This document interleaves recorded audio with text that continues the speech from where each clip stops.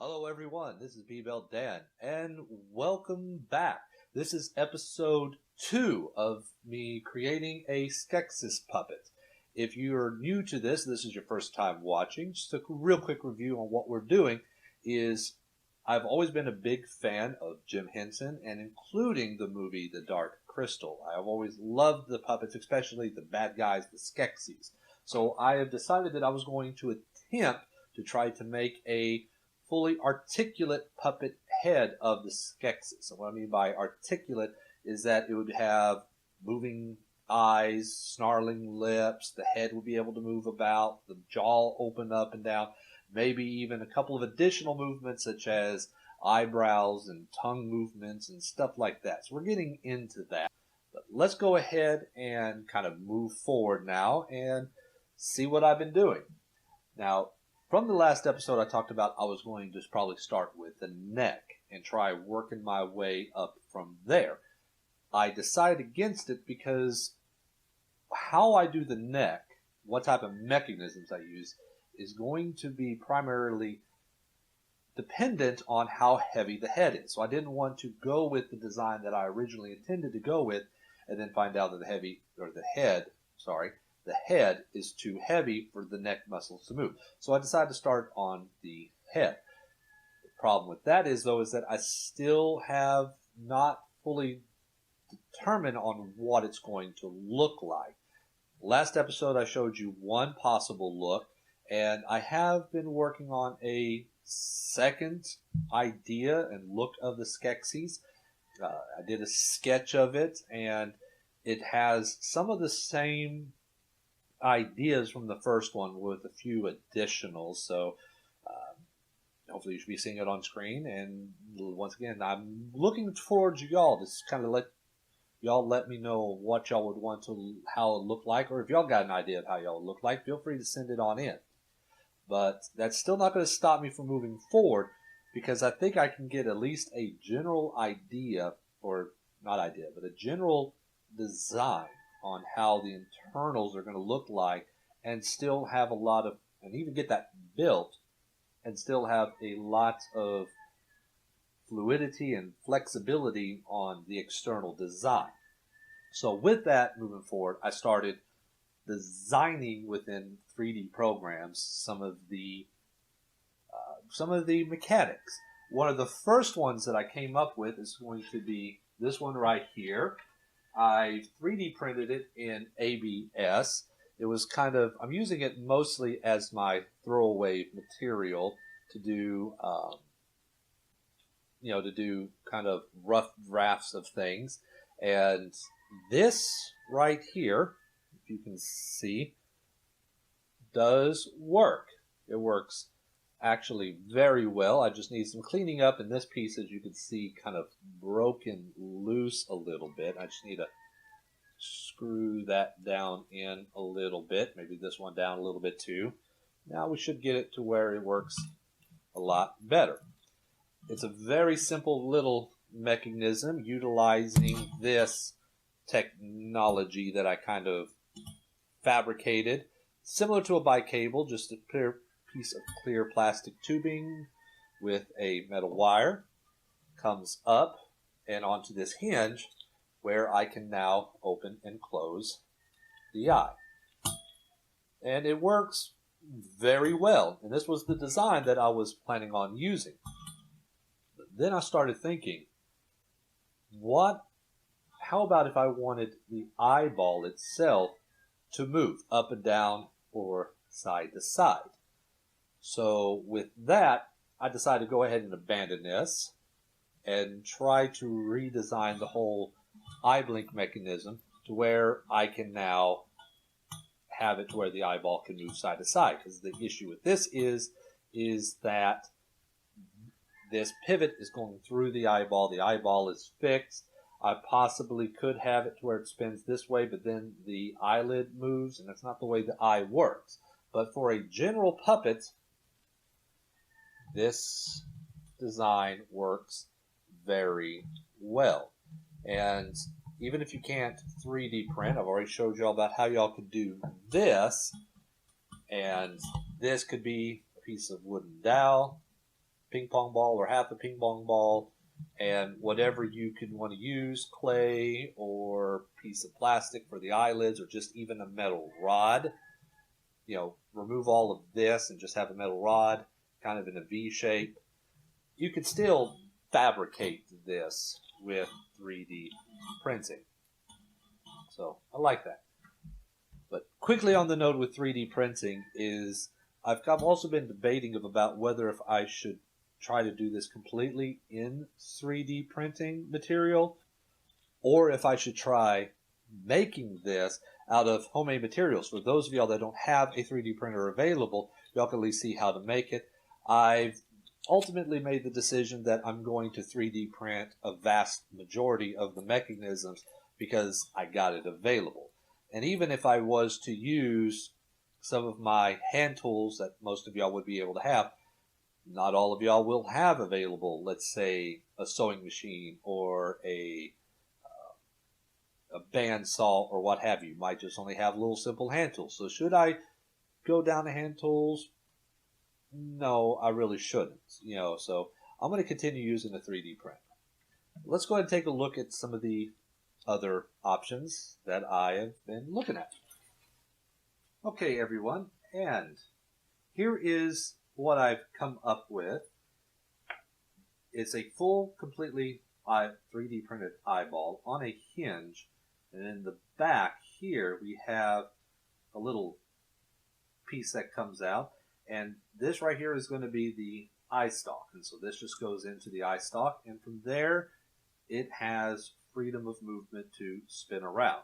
To try to improve that, I found that just by using a simple washer placed right inside there and then put on actually increases the ability or increases the ease of movement across that. So I went ahead and printed out another one, trying to keep pieces that are going to be visible in one color and pieces are going to be hidden in another color. So we now have these two pieces here, these two eyeballs. So this eye can move and this eye can move. But now, how do you get both of them moved together? And that is where this piece right here comes into play, is that this piece will be attached to here and this cable will be attached. So as this moves side to side, it'll turn both of the eyes together. So let me go ahead and put this all together real quick and we'll see that in action. And with the mechanism crudely put together, I temporarily went ahead and hot glued these eye stalks onto this base. This is a temporary working base. This is going to be what I'm going to use inside the puppet. And I've temporarily put marks on the eyes just so you get a sense of reference. But you have the swinger arm right here attached to the back, as you can see here, with this cable. This is the same one from this guy. I'm just borrowing it. Attached to this point here. And as long as it's coming off from the side, if I go ahead and manipulate this, as you can see, the eyes move side to side. Now this is just a kind of a temporary thing. I'm going to have to eventually get all of this, the cables and stuff, fixed and mounted inside the head. It does indeed work. So this part has been figured out, but now I want the eyes to blink. So let's go ahead and go back in and take a look and see at how we're going to be handling that. Here we are in Fusion 360. It's another 3D modeling program that I use for some of the more complicated and mechanical, esque models that I'm trying to design. As we can see here, I have two sketches put in of a Skeksis. It's more of just kind of placeholders. This does not symbolize what it's looking at, and I've started trying to work out those internal mechanisms, as you can see here.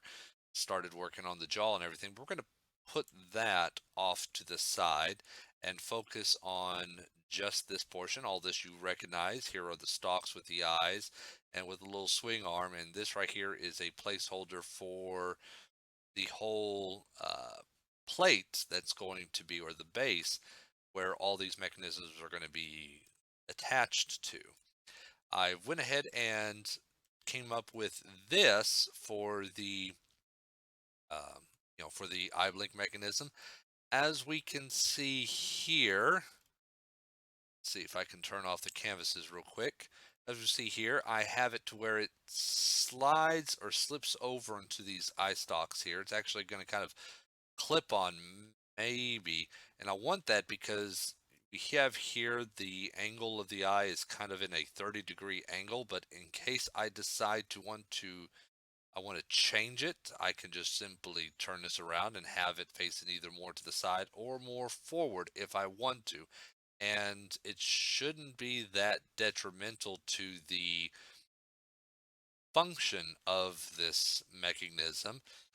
From the top, we see we have clearance, and we should have plenty of clearance from here.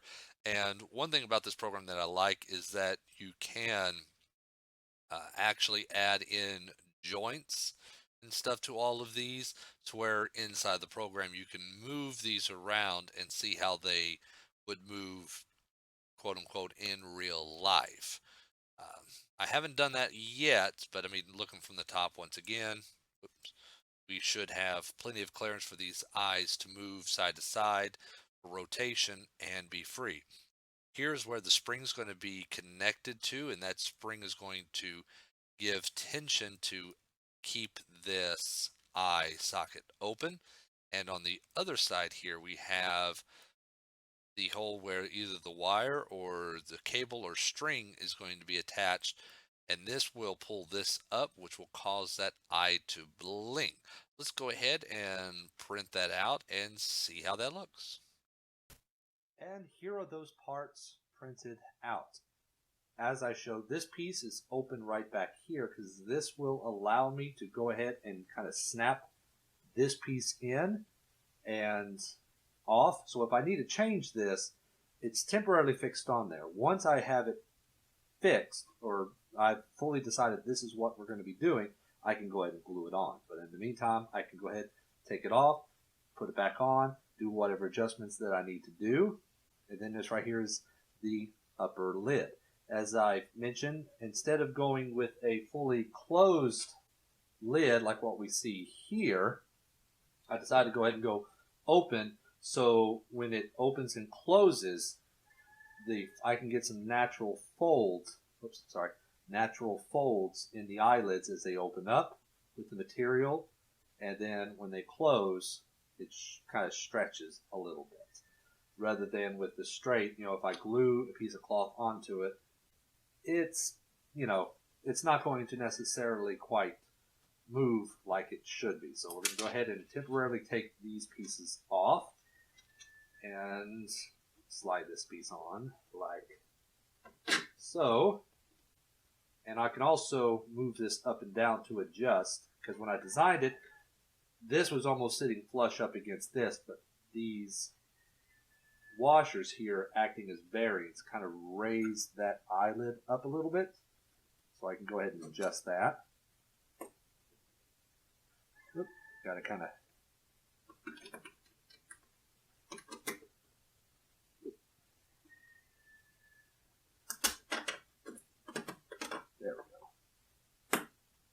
there we go. And let's put this piece back on. Where did there it is. There.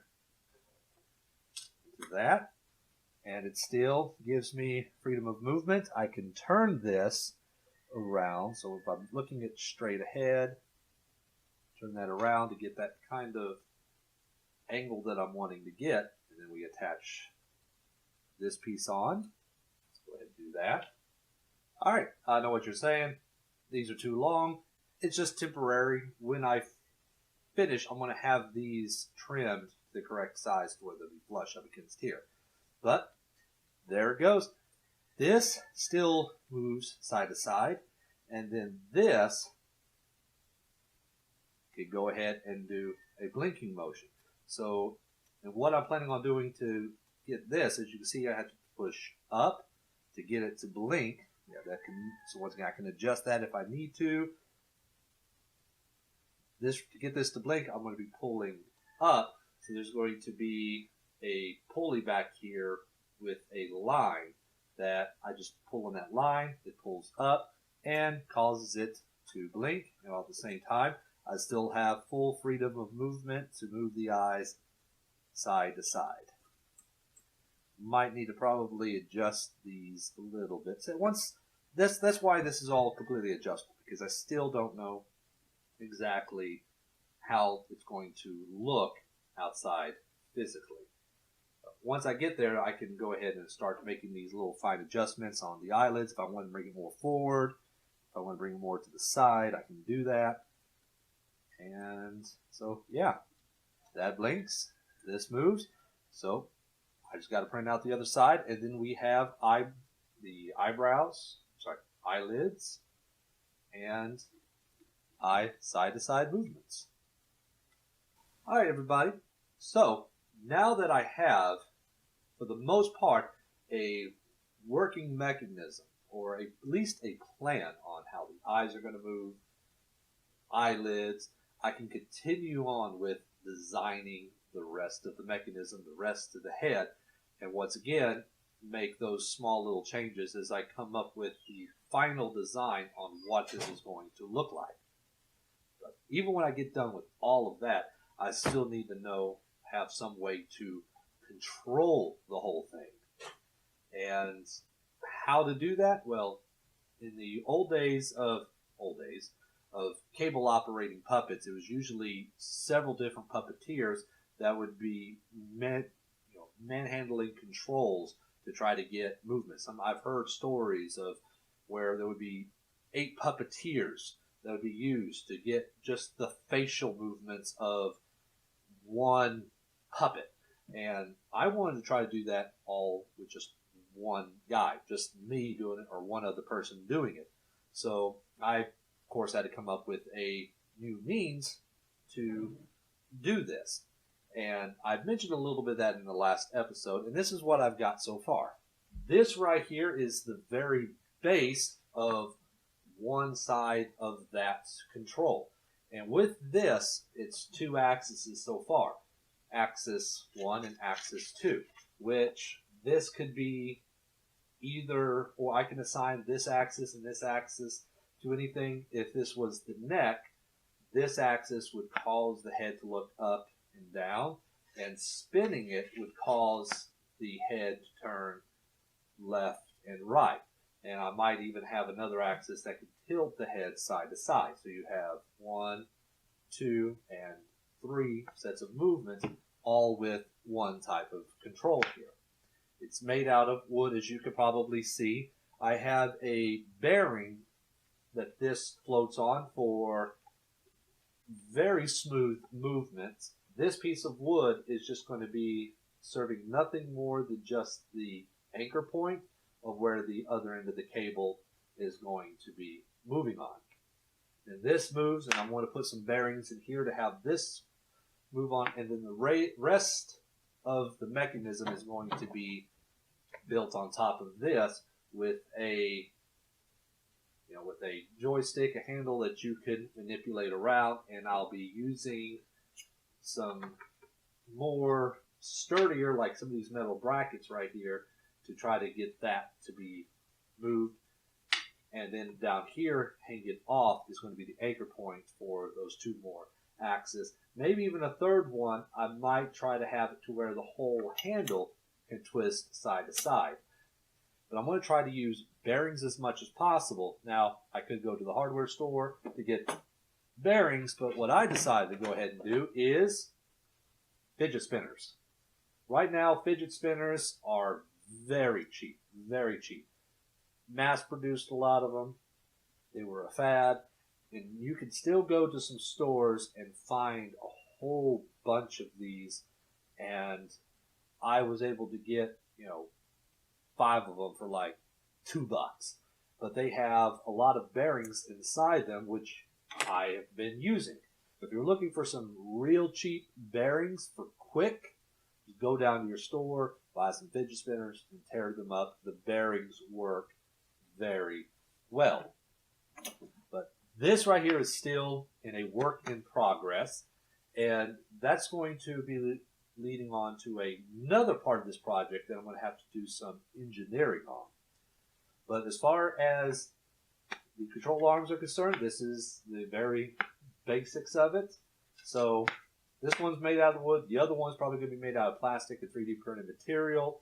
And they're both going to be different, have different number of axes, different ways of controlling things.